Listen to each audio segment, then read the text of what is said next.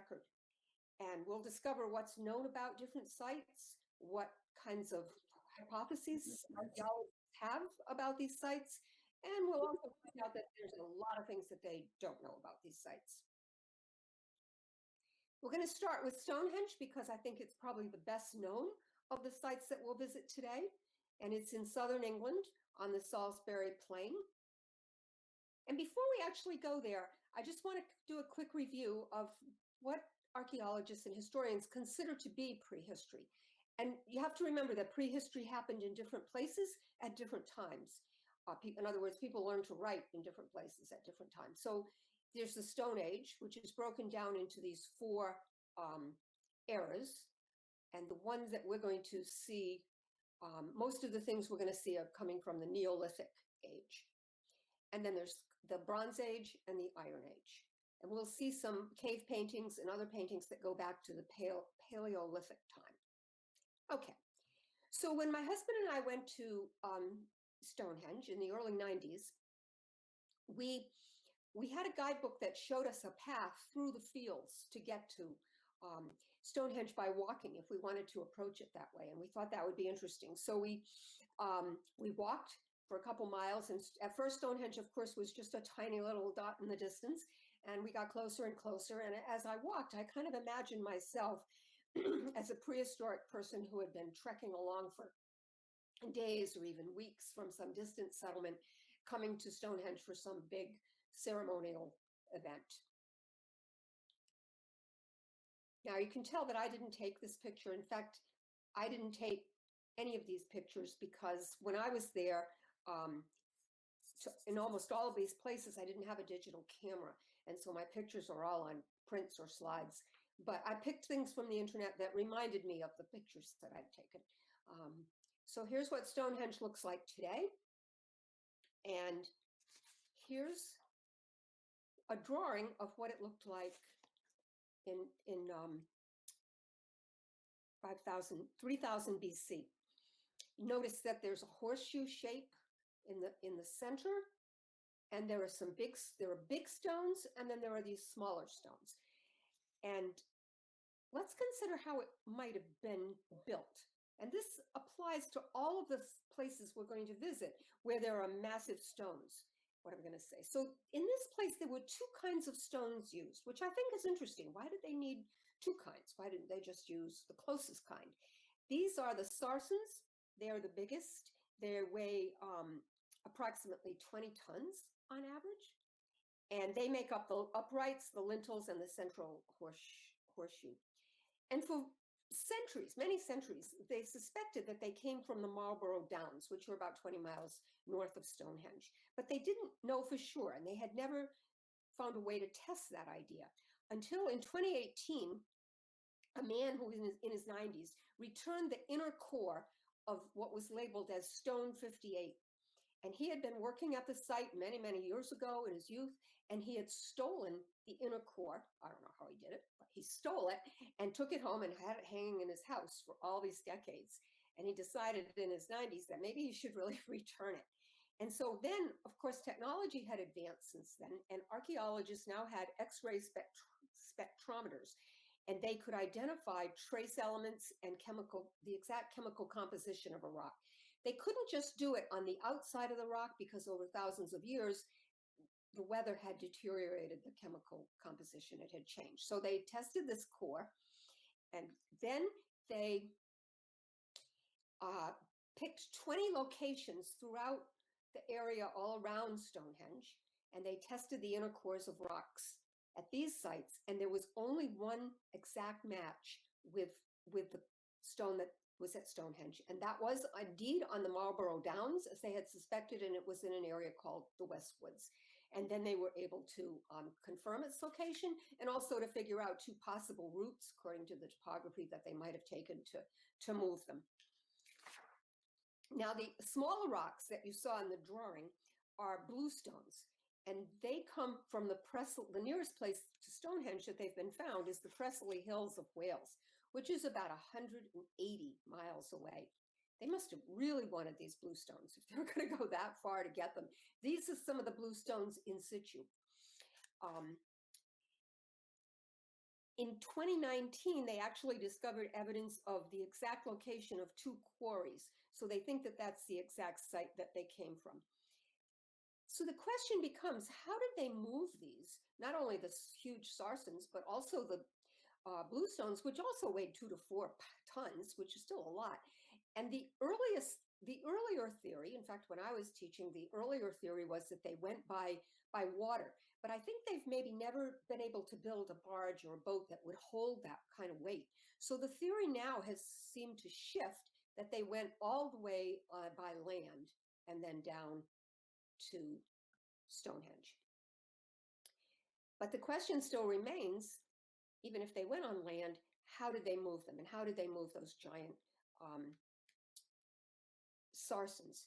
And one of the prevailing theories is that they would build this kind of, we'll call it a barge, for lack of a better word, and it would be on wooden rollers. And you'd have to have a lot of people, strong people, pulling to move that barge forward. And as it rolled off of the back log, then you'd move that log into the front. And I would think it would take a long time to move a stone for 180 miles, never mind the sarsen. In a field right next to Stonehenge, they found flakes of the stones, and they found these hammer stones. So they're pretty confident that they dressed the stones. They're not quite as rough, especially the blue stones. They're not quite as rough as they would have appeared naturally. Now, the next question is, okay, you got the stone there. How are you going to raise it? How are you going to raise it up? And this is a drawing of how some people think they raised it. They think they built a large, deep hole with a slant on the back and somehow got the stone in there, and then with rope made out of plant fibers and lots of people pulling on it and maybe some weights over here to help, that's how they got it upright. And then they'd fill in the hole with rubble and debris and dirt. The next question is, how did you get those lintels that went across the stones, which were very high? How did they get those up there? And how did they keep them? They wanted to make sure they were stable. And I don't suppose that the rocks were exactly level. So they devised a system of tenons and mortise holes. Tenons on the top of the upright and the mortise holes in the lintel. And then, this is a drawing from a book, but I really love this drawing because it shows all the kinds of activity. It shows people bringing in a stone by that roller barge. It shows someone, here's a slanted stone and they're raising it up like we just saw. And here, I don't know if you can see this very well, but this is a wooden platform. And they think that this is the way they might have raised up the lintels. So they start with a platform on the ground, put the stone there, then lift up one end, put some boards under, logs under, whatever, lift up the other end, and gradually build up that platform until it was at the level of the height of the uprights. Now, how they got it from the top of the platform over onto the lintels and lined up the mortise and tenons, I've never heard any theories about that, but I'm sure there are some out there. The other thing I really like about this picture is that it shows all these people working on it. And when you think of all the things that had to be done, they must have had to have a lot of people. Maybe they came from a local community, but maybe they brought in people from other communities. And did they have crews? You know, did they have specializations? So were you a person who always carved the tenons, and you were a person who always did the mortar holes? Someone else was always helping to raise them. We don't know. Maybe everybody did everything. I tend to think they would have areas of specialization, which might make it go faster. And the other thing is, if all these men are working on Stonehenge over the course of many, many years, how are their families being fed? Because they were farmers and hunters. Maybe there were other people who had to feed their families who weren't in the work crew. And then who was in charge of these work crews? Who was managing all these men and making sure they were doing what they were supposed to be doing and doing it to the quality they were supposed to? And maybe there were foremen on the crews. Maybe there must have been some either committee or person at the very head of things who really dictated and kept things moving along. But to think about the management and organization to build this is really phenomenal. Okay, we're going to move on. This is um, West Kennet Long Barrow. It's quite near to Stonehenge. And it's a Neolithic chambered tomb. And it was built approximately 3,650 BCE, and that makes it a little older than Stonehenge. It's one of at least 300 that are found in different conditions and shapes throughout the UK, and there are also many, many found in Europe. So this is a common feature. And when we went there was no one there. It was the middle of the summer, it was tourist season, but there was no one at this site. Plenty of people at Stonehenge, but not here. And there was a main passage about 42 feet long, made of massive boulders, which again had to be moved and put in place. And off of the main passage, there were these stone chambers. And the partial remains of, they don't know for sure, 35 to 50 men, women, and children were found here in these chambers. Because they were just partial remains, they don't know the exact number. They also found grave goods such as pottery, beads, and stone implements. And you wonder, who was buried in these? There weren't enough for everybody to be buried in them. So was it only important people of a higher class that were buried there, or very important? We don't know. Whoops.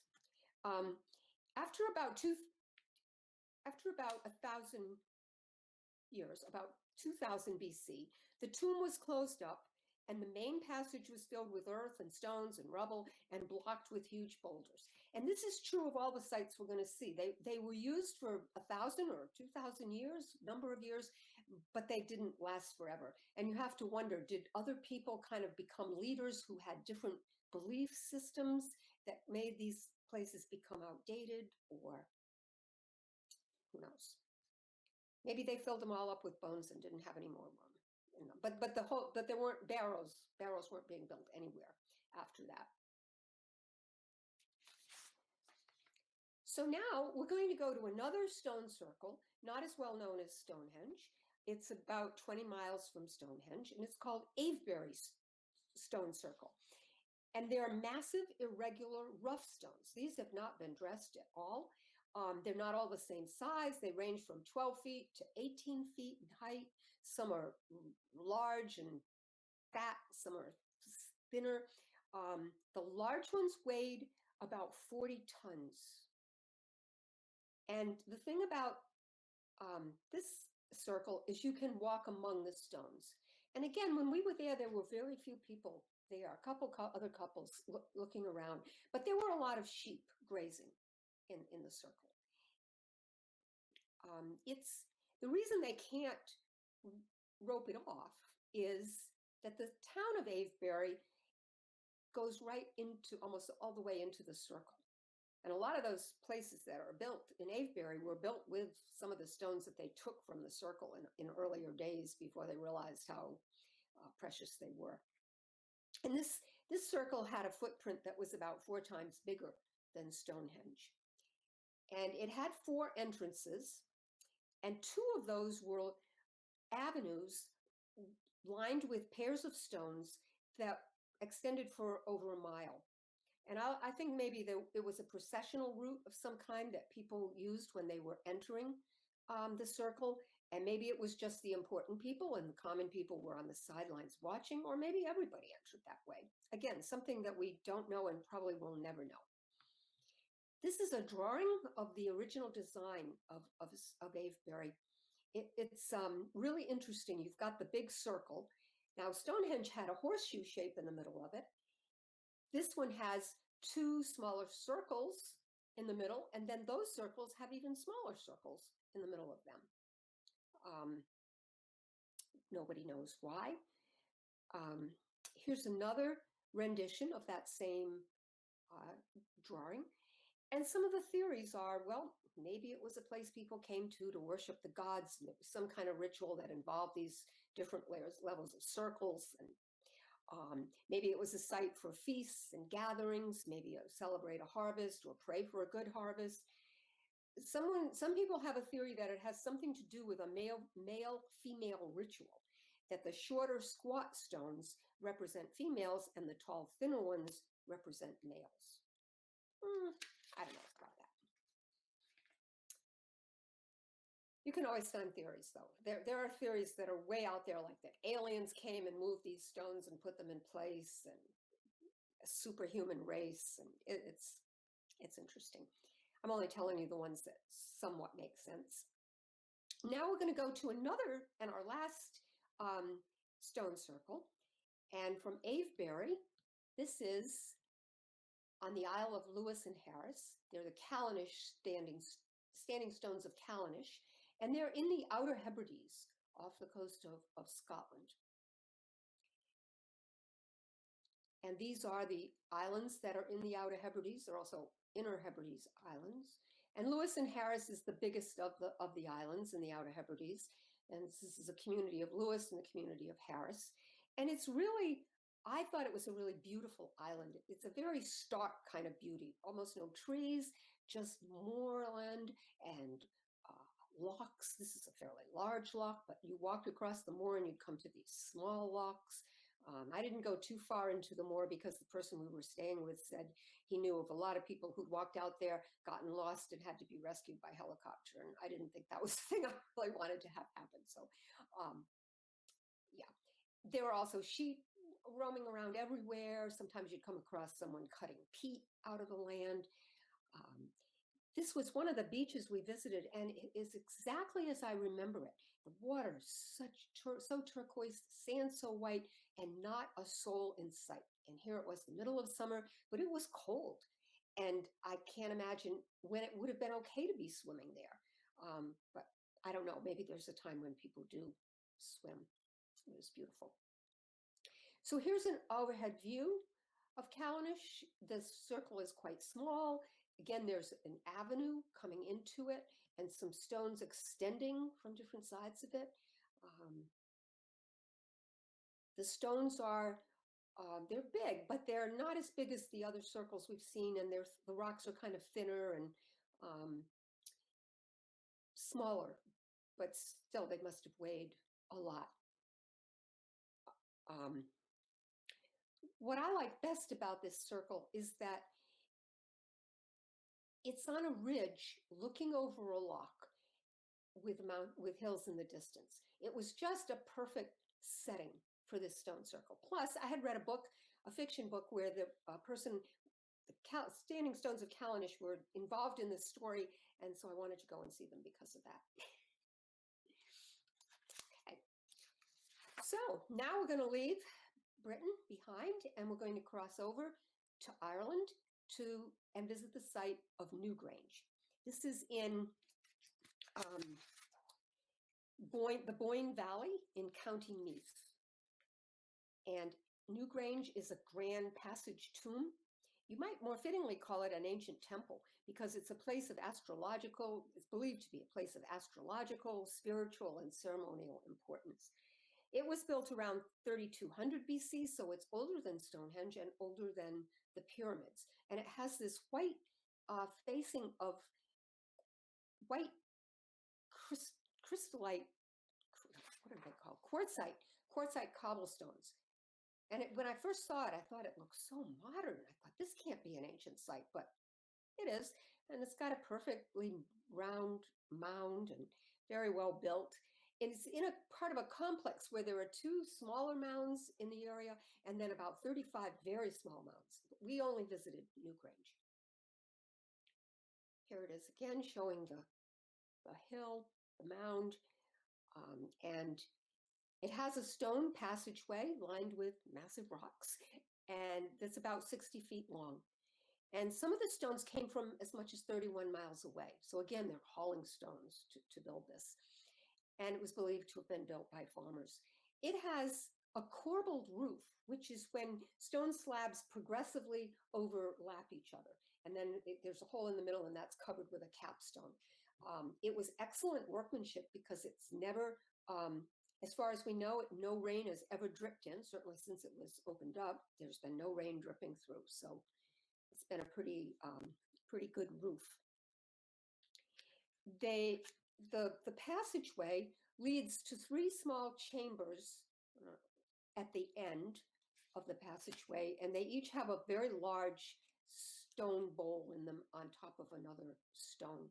Um, there were some human bones found in these chambers, along with grave goods. They found 7 marbles, 4 pendants, 2 beads, a bone chisel, and fragments of bone pins. Now, if we go back to the entrance, okay, here's the doorway, and there's this big rock with spiral engravings on it that are probably symbolic of something.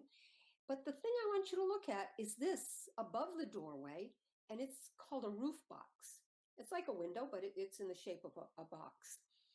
And on this winter solstice, which we were not there for, unfortunately, 5,000 years ago, the sun aligned precisely and with this roof box and entered the chamber exactly at sunrise. And the light shone down the whole way of the corridor. It would just be magical to be there when that happened. And I was hoping, oh, maybe there's some way we can come back. But, you know, the winter solstice, we were both teachers. There's no way we could have come back at the winter solstice. Besides, tens of thousands of people apply to a lottery to be chosen to come at that time. And they pick about 60 people out of tens of thousands. So, and if it happens to be cloudy on the day that you're supposed to go in to see the sunrise, you're completely out of luck. But they knew enough about astronomy to build this, to get it to align perfectly right down the corridor. And we can only guess at what kind of ritual significance it might have had. Okay, now we're going to go to Norway. We're going to go up over the Arctic Circle and up to the far north of the Arctic to a town called Alta.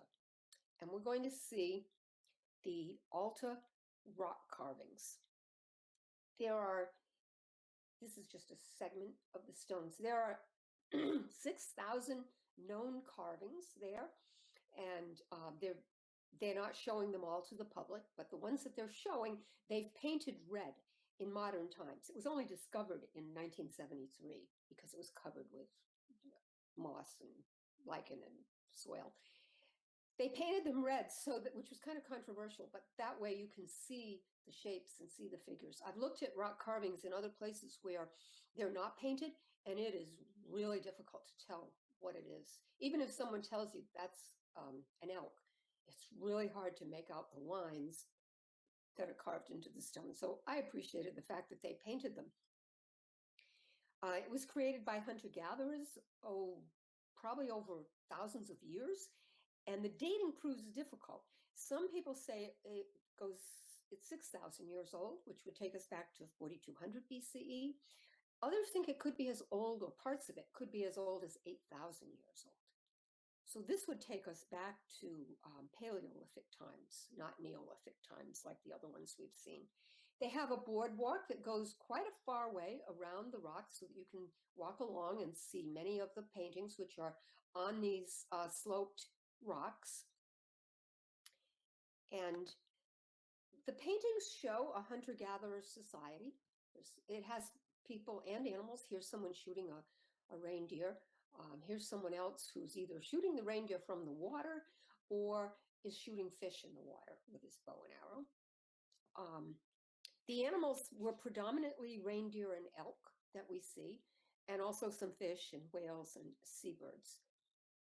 Some of the pictures show that they may have had control over the reindeer. The indigenous culture in Norway, northern Norway today, herds reindeer still. So maybe they had these enclosures and they herded reindeer into them, or maybe it was a method of hunting where they herded them in and then shot them. They also were adept at building boats. There are quite a few images of boats. They seem to use bows and arrows. There are also some pictures of people with spears that are hunting fish. And there are also quite a few pictures where there's a line dropped down into the water. So they did know about fishing with hook and line. This guy is holding up something and no one seems to agree on what it is. At first I thought it was some kind of a trap for fish. Now I'm thinking maybe it's representing sails that they put on this boat, but no one really knows. Um,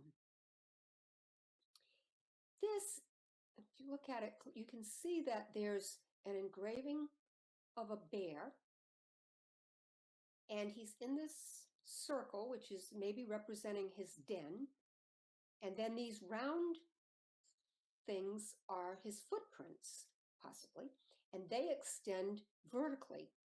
And it's believed that they may have worshipped bears during some of the early carvings. There was a similar kind of bear cult in northwestern Russia, which is not that far away, and maybe there was cultural contact between the two groups. Tracks lead vertically, cross over the horizontal tracks of other animals, which might be showing that these bears had an ability to cross between different layers of the world. But we don't really know, and I don't think we're ever going to really know. What we do know is that they did have skis as early as about perhaps 3,000 years ago. And that's a good thing because they have a lot of snow there. And it's a very cool picture. They also have some pictures of pregnant animals with the baby inside, which I think is very interesting. Now, the theories as to why they painted these, again, the hunting magic theory doesn't work because the things they hunted were not the things that are most shown on the rocks. One theory is that the animals are totems or symbols of different clans, and the number of that animal shows the rank and power of that group. This would be really hard to discern because they're done over long periods of time. It could be that the carvings, when they're grouped together, the figures might serve as words, and together they form sentences and tell a story. And there are a lot of clusters of pictures. So you can kind of tell that these all are involved in the same thing. They believe it's a ceremonial rite of some kind involving this rope or whatever it is. And they know that there are 10 figures, 3 of them are men, 1 of them is a child, and the others are of indeterminate sex. But this may have been a story. It may have been a real story of something that happened, or it could be a mythological story.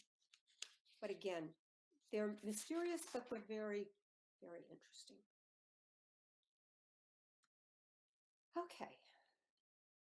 Now, our journey is going to take us to the island nation of Malta. It's south of Sicily. It's part of the European Union. And we made a trip to Sicily and to Malta. And there are 2 main islands, which are the inhabited islands of Malta, Malta itself, and the island of Gozo. And across Gozo and Malta, there are 6 prehistoric temples. They're about 4,000 years old. They're from about 4,000 BC, sorry. And they're considered the oldest freestanding structures in the world. I don't know if everybody considers them that, but most people seem to consider them that. And these temples are, they're very remarkable, partly because of their age, 4,000 BC, also because of their originality. There are no other this is an entrance to a temple, and there's no other kinds of buildings like these temples. They're decorated with these holes, which seem to mean something. I saw a huge stone that was decorated with these holes, and someone said that it might be a calendar where they were keeping track of the solstices. The other reason that they're so remarkable is they have these striking, massive proportions. So these are huge slabs of rock.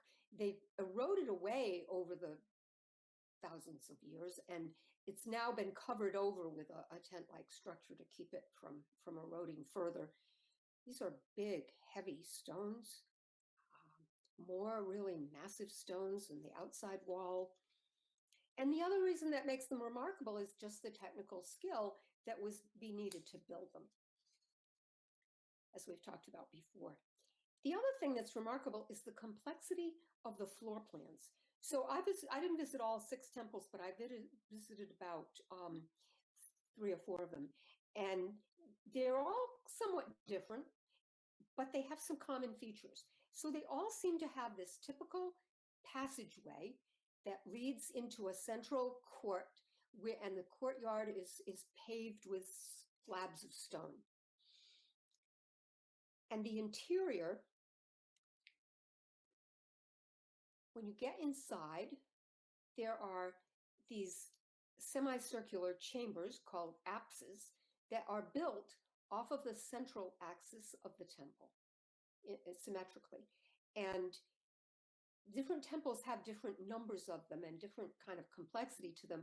This one is fairly simple and it has 4 apses. One that I visited had 6 apses, which I think is the most that any have. And then the apses had apses, and some of the little apses had little rooms off of them. It was really complex. This is a doorway, which was common among all of the temples, into the apse. And the doorways never lined up with each other. So you could never see from the doorway of one through the doorway into another apse. But they did have these holes on the side of the door. And they believed that there were doors made of perhaps wood, although the island doesn't have a lot of wood, perhaps skins, animal skins, perhaps reeds. So it implies that there was probably a need for privacy within the apse.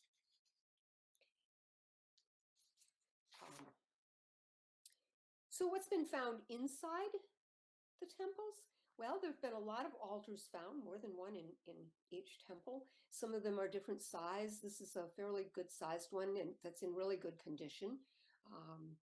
You'll notice that the holes design, and then this is a tree. If you look closely, you can see the branches off. This is a tree carved in there. So there were the altars. There were engravings on the rocks, which probably had a meaning. And they found different figurines in different carvings within the temples. And they've all been removed now to the main archaeological museum in the capital of Valletta. And I visited that museum and saw this one, which is called the Fat Lady. And it's only the bottom of the Fat Lady. Probably politically incorrect to call her fat, but she's pretty big and pretty interesting. Notice these lines on her bottom of her skirt, pleats or fringe or whatever they are. We're going to see those again in a little while. Here's another one from that museum. This is called the Headless Lady. And she's also pretty corpulent. She's got her hand over her belly, like maybe she's pregnant, but she's got these 2 holes in her neck. And some scientists think that this is a sign that she had interchangeable heads. I don't know why she would need interchangeable heads, but I think it's an interesting theory. The other thing is that she is headless. Her head has never been found. And all over Malta, there are hundreds of figures of women, not necessarily this shape or design, but of women with no heads. So you have to wonder what was going on there. Now we're going to go to another, prehistoric site in Malta, and this is underground, and this is called the Hypogeum. It's one of the world's best preserved prehistoric sites. Parts of it are 6,000 years old and built over many centuries. And it's one of Europe's only known necropolises, which is a cemetery of elaborate construction, and this is a very elaborate construction.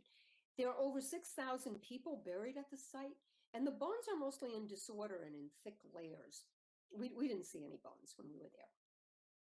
There's an underground network. So there are 3 layers, did I say that? And this is the top layer. And it's such a complex network of chambers and alcoves and corridors and doorways. And these are not built with stone like the temples. These are carved into the soft limestone on 3 consecutive levels. There was the first level as the earliest, and then sometime later they built the second level, and then finally the 3rd level. And they use simple tools made of flint and obsidian and animal horn. There's a walkway and stairs that take you down into the 1st level and then down into the 2nd level on a guided tour. But you don't go to the 3rd level. They have many of the same features as the temples, or I should say the temples have features from this, because this was built a little bit before the temples, and then they started building the temples and echoing the designs in the temples. So here are the columns and the lintels across the top of the doorway. And I'll just show you a couple other pictures from the first level. Multiple doorways going into multiple chambers.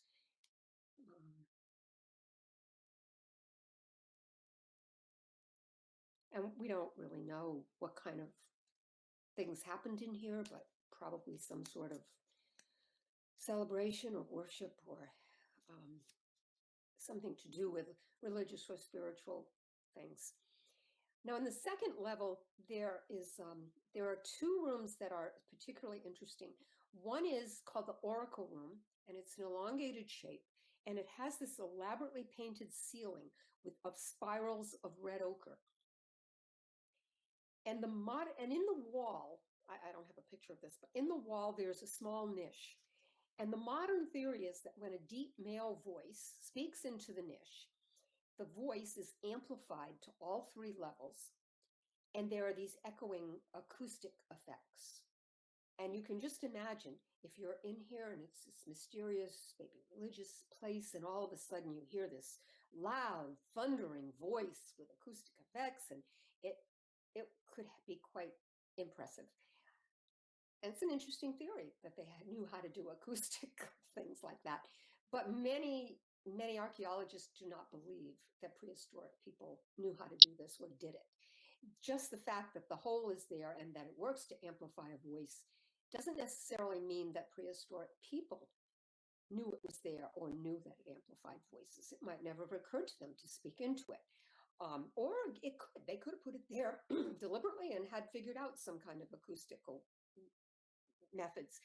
But it could just be a coincidence. And in archaeology, you have to be really careful about coincidences. You find something and you think, ooh, this must be really important. And really, it's just there by coincidence and has nothing to do with the site that you're studying. So you have to be careful. The other site in the second story is what we saw before. This room is called the Holy of Holies, and it's beautifully carved. Again, similar, the temples have echoed this carving. And on the outside, at the entrance to the Holy of Holies, there are two holes that go deep into the ground and are connected underground. And these are believed to be holes for libations or special liquids to be poured in as an offering to the gods.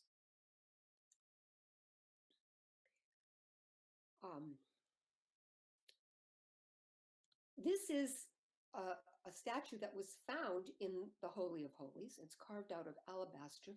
And you see again the pleats or fringe on the skirt that we saw on the fat lady. And this lady is also pretty big. Those are big hips and big upper arms. Here's her head, her feet. And she's lying on a couch. Here's the legs of the couch. She's one of Malta's most precious finds, and no one really knows why she was there. She could be a symbol of a sleeping, peaceful death. She could be an offering to the gods. She could be a part of a cult that worships the mother goddess. It's also possible that the three consecutive levels ended up being part of a ritual journey toward death, or a ritual journey to worship the bones that are buried there and of the ancestors. But again, it's speculation, and we will probably never know the answer to it. But this is a very interesting statue. Okay, I've saved my favorite place for last. Well, I liked all of them, but I think if I had to pick a favorite, this would be it. And we're going to go to southern France, to the Dordogne region, and to the town of Les Isets. And near Les Isets is one of the last caves that is open to the public in that area. It's called Font de Gomme. It's not too far from the famous cave of Lascaux, which, if you've been there or seen pictures of it, has these big, huge chambers, art on the ceilings, and many chambers. And this is a very different kind of cave. It's much smaller and it's more intimate. It's got about a 400-foot passage, and you couldn't stretch your arms out across the passage, and you had to really keep your elbows to your side because you did not want to touch those paintings under any circumstances. And you sometimes even, I remember you had to turn sideways to get through, really inch your way through a narrow part of the passageway. They took in, there are about 200 paintings of figures inside, and some are still being discovered as they clean different parts of the walls. Our guide was excellent. He took 10 people in at a time, and only he had a flashlight. So he would take us in, and we'd go a little way down the passageway, and then all of a sudden he would turn off his light, and it would be total darkness. And when he turned his light on again, he would illuminate a figure on the wall. Now, this is brighter than how we saw it. It was much dimmer when we saw it, and it would be much dimmer to the painters or visitors in ancient times. This is probably due to a flash that was to take the picture. But this is a bison. You can see his legs, his penis, his head and his horns, his eye. This was chiseled into the rock and then outlined in black. And the pigments came from the area, black and red, and they mixed those two to make brown. And then it was painted with a horsehair brush. The pigments would be ground up and probably something, maybe oil, fat, grease, added to them and then painted. They also believe that they used an airbrush-like technique where they took a hollow bone, filled it with paint, and then blew into it, and the paint spattered onto the painting as though it was from an airbrush. The artists were very skilled. They would often use, I don't know if you can really tell here, but they would often use bulges in the rock and place the animal there right where the animal would have a bulge. Or there'd be a fissure in the rock to indicate a part of the animal. And they would use the sophisticated kind of shading technique to show the bellies and the hips of the animal. The majority of animals are of bison, and then the next most are horses, and then there are some woolly mammoths, some reindeer, and some rhinos.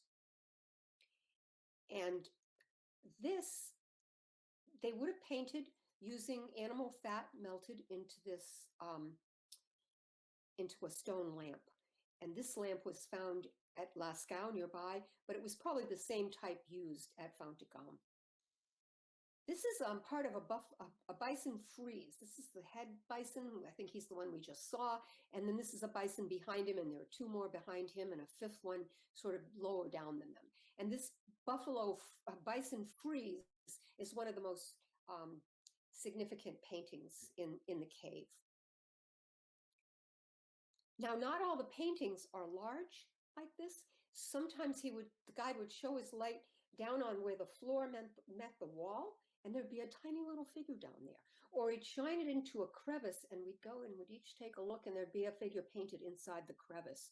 Or there'd be a small rock ledge sticking out, and you look underneath, and there's a painting underneath the ledge on the rock that's making up the ledge. It was very interesting. And the theories, well, let me see what else I have here. I also have a carving of a deer, a reindeer, sorry. And there's another reindeer, even though they weren't very common. And then this is another famous one called the galloping horse. This is actually just a drawing of the painting on the wall. They maybe couldn't get I couldn't find a painting of it, so I used this drawing. But it's interesting, they didn't just show the animals static, they showed them in motion, which is advanced. And this is my favorite image. I actually have a print of this painting on my wall, and it's called The Licking Reindeer.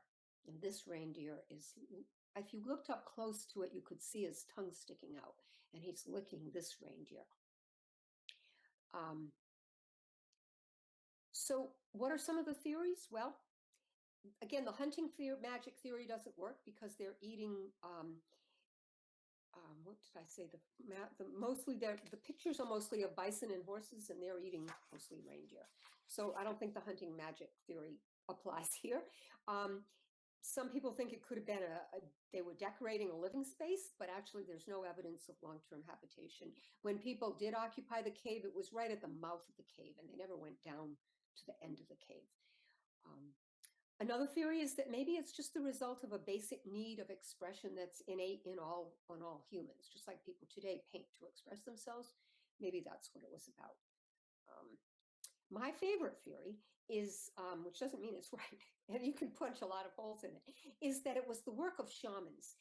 And in contemporary hunter-gatherer societies, there are shamans who retreat to darkness and dark places and enter a state of trance. And this theory states that shamans would come into the dark cave, they would enter a trance-like state. Maybe they even knew of herbs and plants that would induce this trance-like state. And then they would have visions, and then they would paint their visions on the wall. And maybe they drew power from these images that they had envisioned. A shaman had to be a very powerful person, and maybe had to renew his power periodically. Or maybe he just wanted to share his vision with the other common people. So again, it was magical to be in this cave, to imagine a person 19,000 years ago in this very spot, painting with an oil lamp, with animal fat, casting a dim light on the wall, and maybe standing on scaffolding, because some of the paintings are quite high on the walls. So they would have had to build scaffolding for that. If you ever get a chance to visit it, I highly recommend it.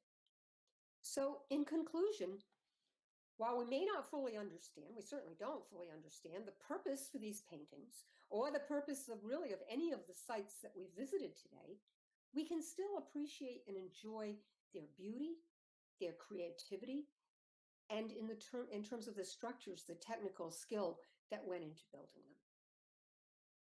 Thank you. The end. And I'm going to close my PowerPoint so that I can see you.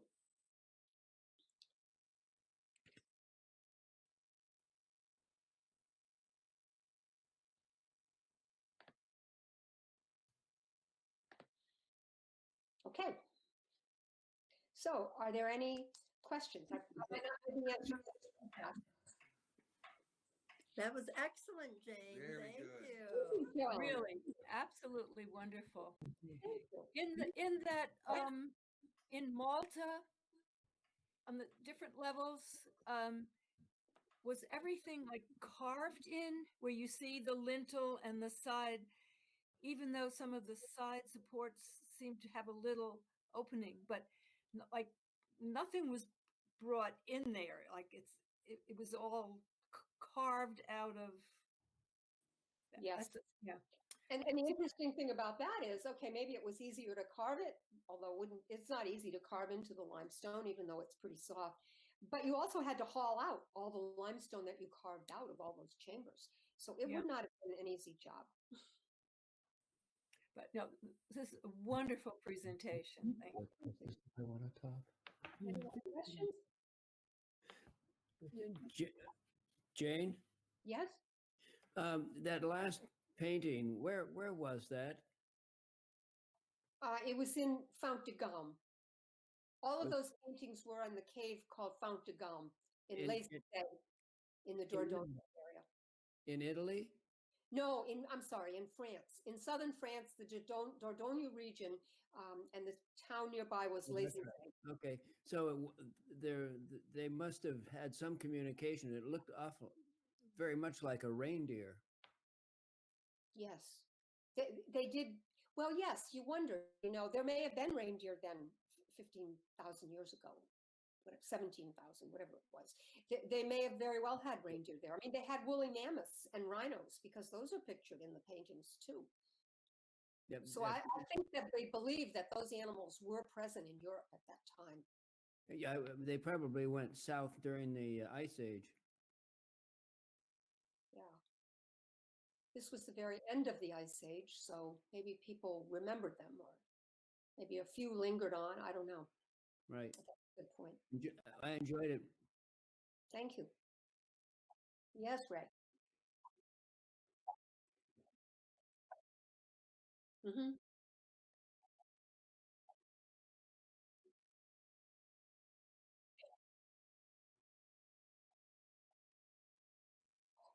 Oh, I like it. Yes, that's a really good. I like that much better than a sail. As a fisherman, you would know these things. Yeah, thanks. That's a really good point. I don't know why archaeologists haven't thought of that, but Adele, What was the name of the second thing after Stonehenge? It was like West something. Stone tomb. West Kennet Long Barrow. It's a burial chamber.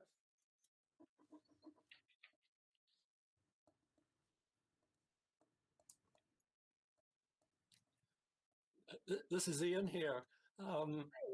I'd like to sort of put myself into the head of these people who were making these paintings and imagine the motivations they had. I mean, the cave paintings in France, you pointed out that they're in total darkness.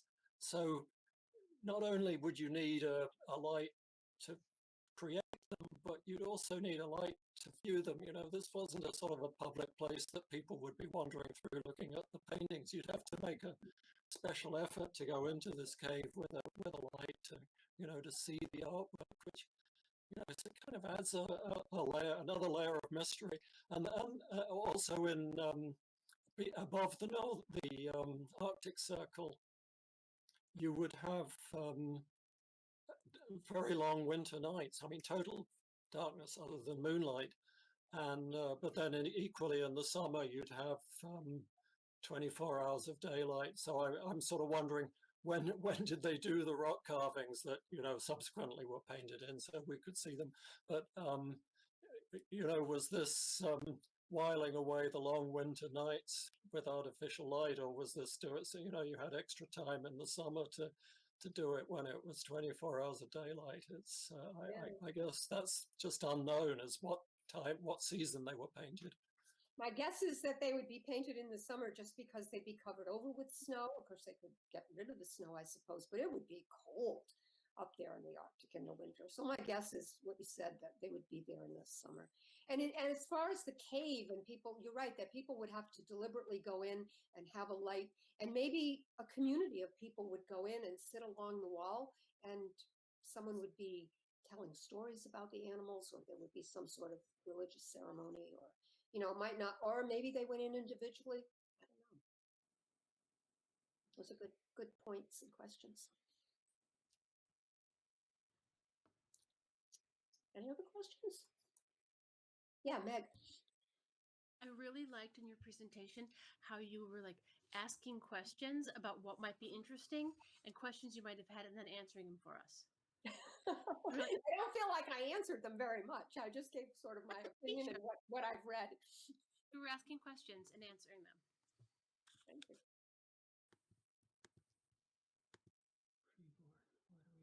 So these places, when we visited them, we didn't go specifically to see them. Kind of in Malta, we kind of went, but not just to see the prehistoric sites, but Malta also has a lot of World War II sites. It was very important during World War II that the British maintained control of Malta. I could do a whole lecture on that if you're interested. But we went to see both the prehistoric and the World War II. Plus, Malta is just a beautiful island to go to. We were there in the fall and it was warm and flowers were blooming. It was beautiful. But all of these were parts of other trips, and as long as we saw a prehistoric site nearby, we would make sure to include that in the itinerary. Okay, well, if there are no more questions, I'll let you go. Jeannie, did you have a question?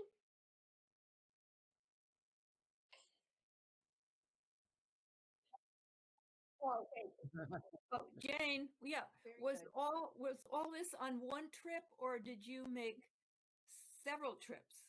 Oh, we made several trips. The ones Okay. that are in, except for England and Scotland, those things were all part of one trip, which was our first trip that we took together. Yeah. And then the one in France was another trip, and Norway was another trip, Malta was another trip. Okay. Yeah. When we first went to England, we wanted to see everything important. And so then that's why we covered so much of England and also went up to the Outer Hebrides. Thank you.